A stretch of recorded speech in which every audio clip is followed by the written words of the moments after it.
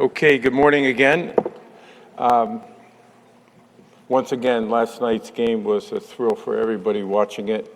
I'll let Coach and Patrick tell you about whether it was a thrill playing in it and coaching in it.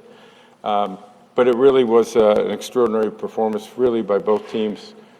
And as I said last night, reflective of our 2022 season. Incredible competition all year, and the Super Bowl was every bit of that and reflective of that great season. So congratulations to the Chiefs and their fans. Coach Reid has put himself in the highest regard. He always was, but now with 2 Super Bowl victories and a clear future Hall of Famer, hopefully that'll be a few years off because I want Coach to continue to stay in coaching. But what a wonderful job he's done, and couldn't happen to a better man. So, Coach, come on up and get your trophy one more time.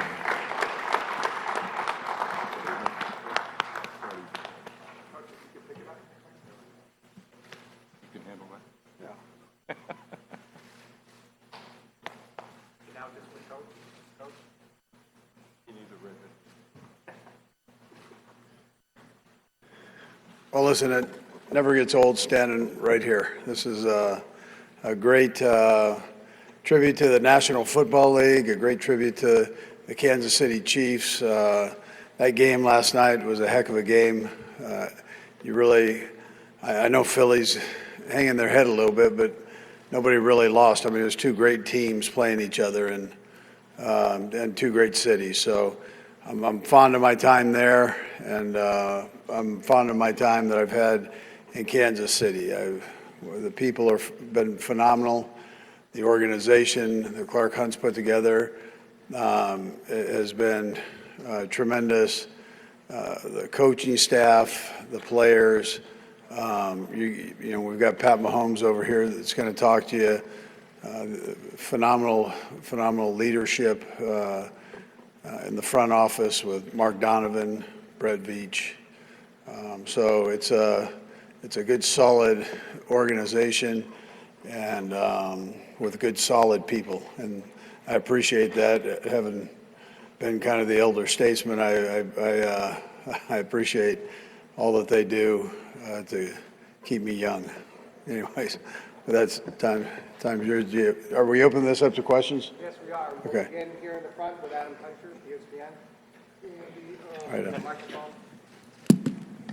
You answered the question last night about next season, but what about longer term? What's your, not holding you to it, but what's your longer term plan? Yeah, you know what, Adam? I know I got asked that a lot, and I wasn't really expecting to, but I haven't put much thought into all that.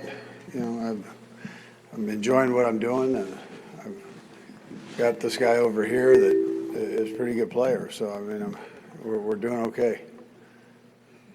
Other questions? We have handheld mics. Raise your hand, please. Let's go over here in the middle. Name and outlet, please. Hi, Andy. Sunny Upel from The Sun in the UK. Andy, you had 2 players yesterday who became fathers. Obviously, one's not here. Have you spoken to them at all, how they handled the emotion of the day? Yeah, my sons, you're saying? No. 2 players on the offense who became fathers yesterday.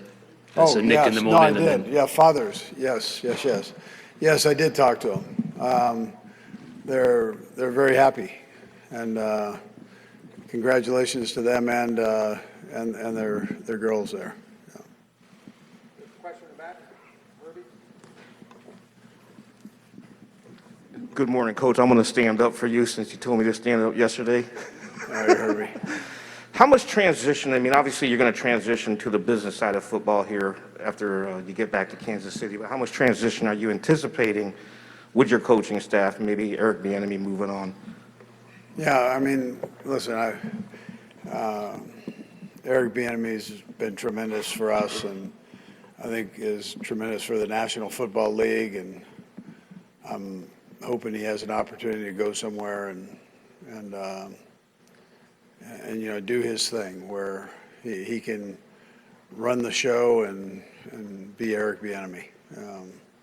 And then after that, I don't know. I mean, I don't know who is going to go.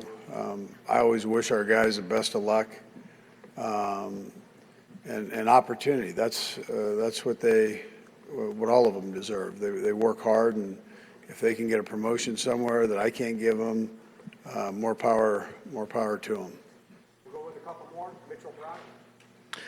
Morning, Coach. Mitchell Brock, KCAA. First of all, congratulations on number 2. Thank you. Secondly, on the final drive last night, what went into the decision to play for the field goal as opposed to just punching it in?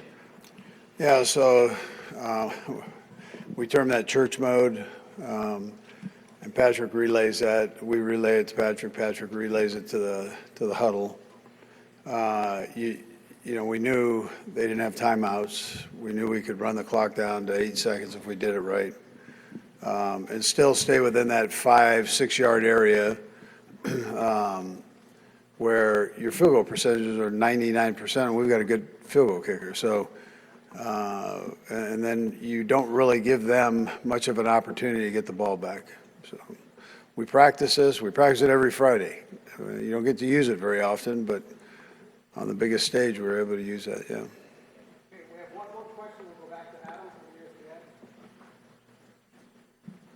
from ESPN. Andy, it seems like you enjoy the grind of your job, for better or for worse, more than you ever have. The X's and O's, the dealing with young men. Is that true? Do you feel that way, and why or why not? Yeah, well, I do enjoy that part of it. That's the fun part of it. I enjoy having the coaches that I have that I can interact with on both sides of the ball, and but I spend more time with the offensive guys, and to be able to come up and create things with them, and they're as much of the creating process as I am. So the Joe Blameyers, I mean, the names go on, Greg Lewis, David Girardi, Corey Matei. I mean, these guys love getting in and going. And Tom Melvin, who's been with me since he was a player at San Francisco State, I mean, always comes up with one or two things, you know, a week. And so, and then the phenomenal job that Andy Heck does with the offensive line. And if I'm missing somebody, I mean, you know, it's a great group of young guys, and they're smart, and I enjoy being around them. Okay, thank you, Coach. Thank you.